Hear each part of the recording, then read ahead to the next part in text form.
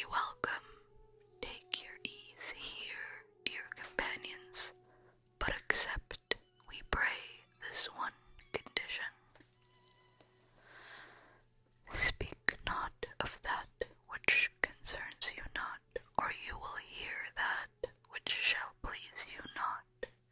The newcomers answered, Be it so, and sat down with the others. While they were being invited to drink, an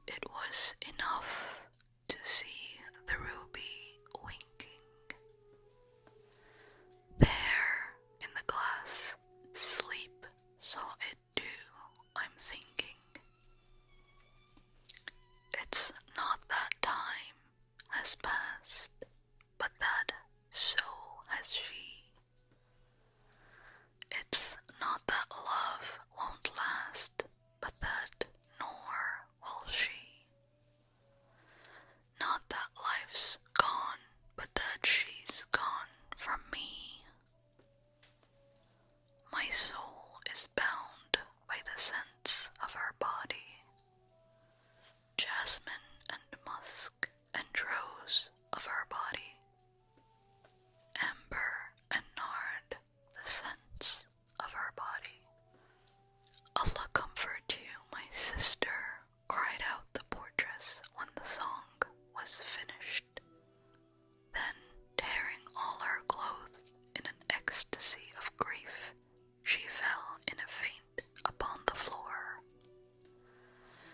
Her body being in some sort bared, the Khalifa was able to see upon it the prints of whips and rods, a circumstance which astonished and appalled him.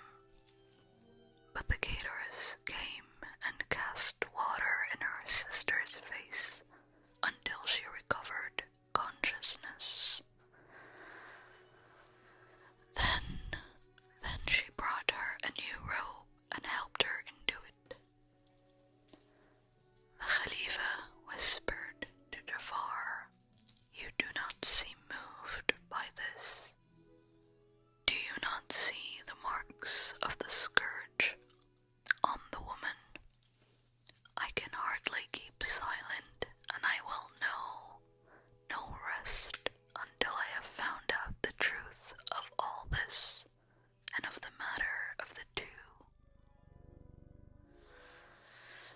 "Lord and Master," answered Jafar, "remember the condition.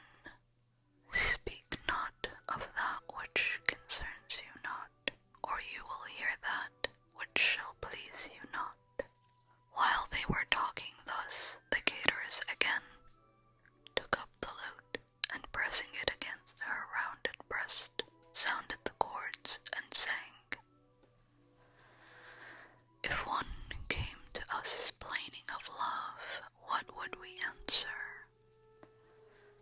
Seeing that we also are drowned in love, what would we do?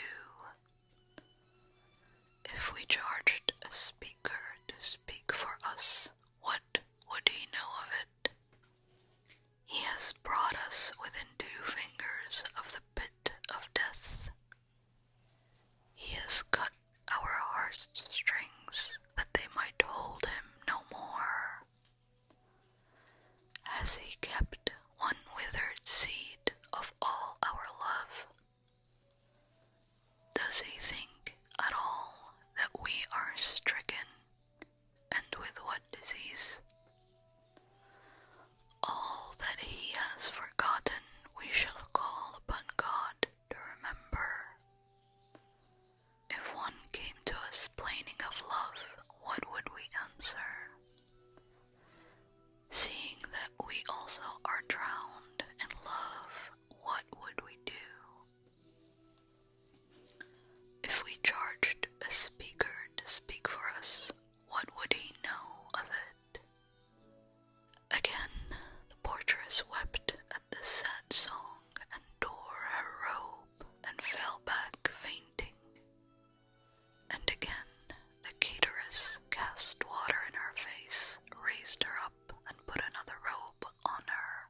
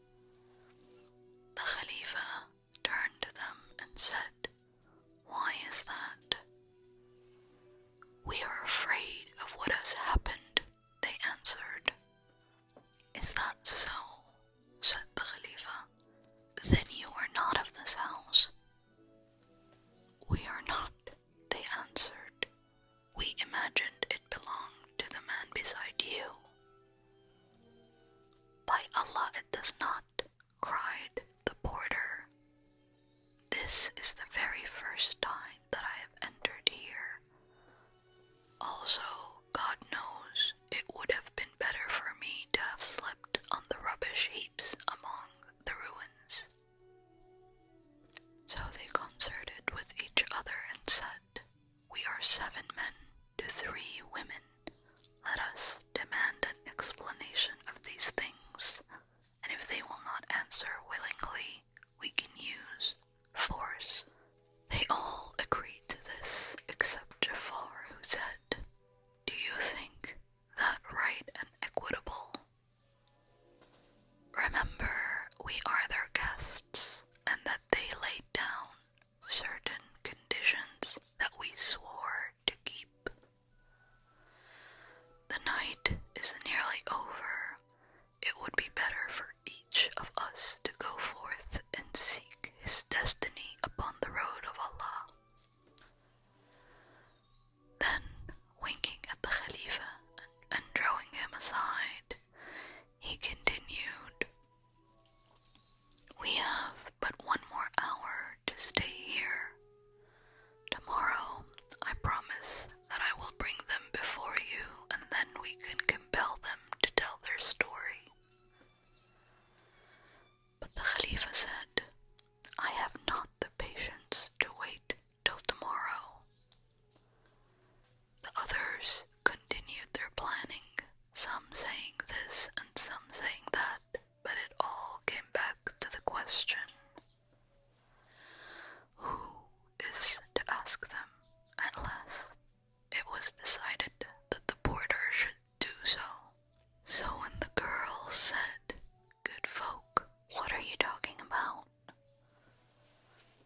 the porter rose to his feet, and standing up straight before the lady of the house, addressed her courteously. "My queen,